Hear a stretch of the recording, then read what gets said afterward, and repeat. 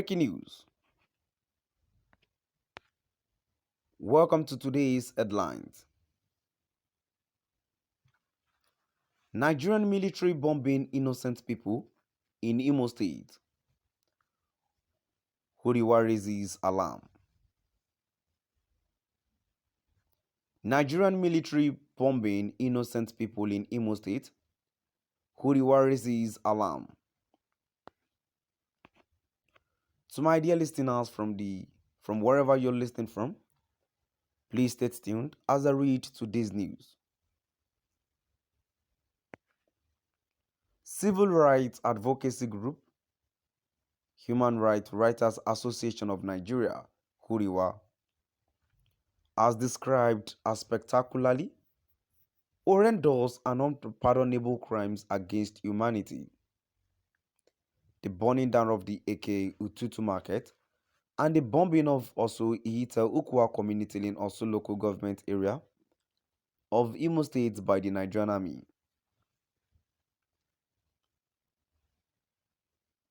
The group said it was unfortunate that such a state-sponsored crimes are happening under the watchful eyes of elected representatives of the people, even as the rights group says those involved in this reprehensible genocide will face international justice mechanism soon.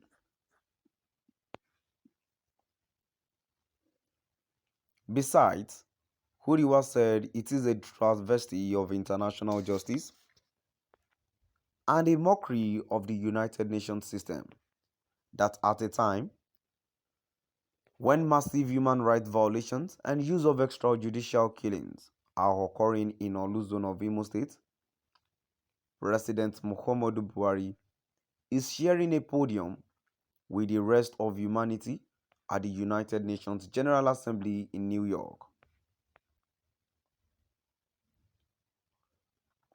In a media statement, Huriwa stated that invading a community market and setting the entire place ablaze, as recently done by operatives of the Nigerian security forces in Osu Iyita Ukwa community, and the mass execution of some citizens are nothing short of a full-blown genocide.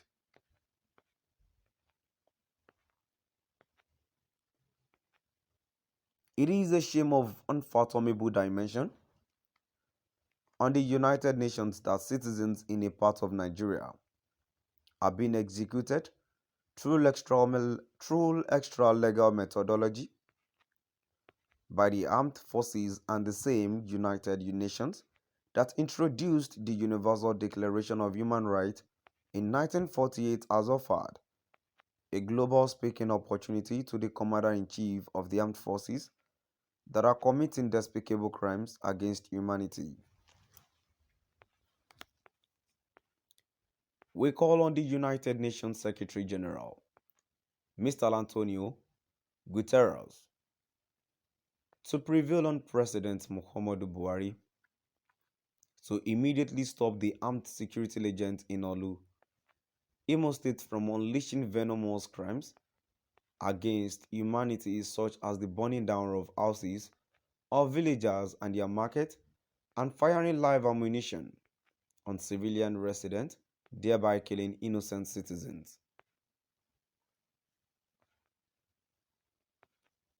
Huriwa stated that such crude mechanism of setting fire on market, as was done in a part of Olu senatorial zone of Imo State, is absolutely offensive to the rules of engagement of the armed security forces and amounts to a violation of the constitutionally guaranteed fundamental human right enshrined in a Chapter 2 of the 1999 Constitution of Nigeria.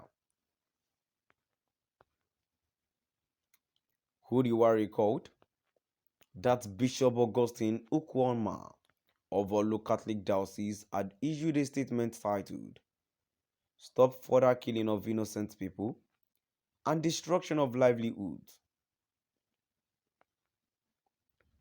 The Catholic bishop warned that atrocities committed by Nigerian security agencies against the Igbo people in Imo communities describing as vicious and a calculated attempt to destroy the people and subjugate them to servitude.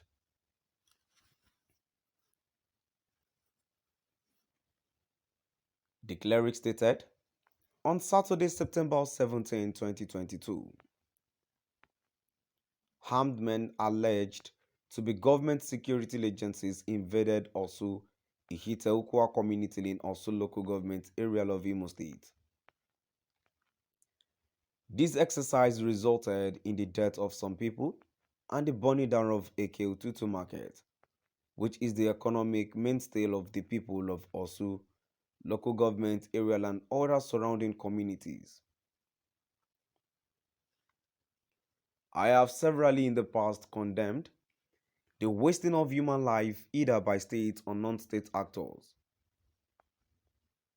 I still maintain the view that human life is sacred and should be respected. Exodus 20:13.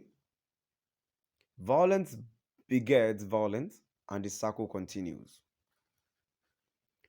Genuine dialogue remains the answer.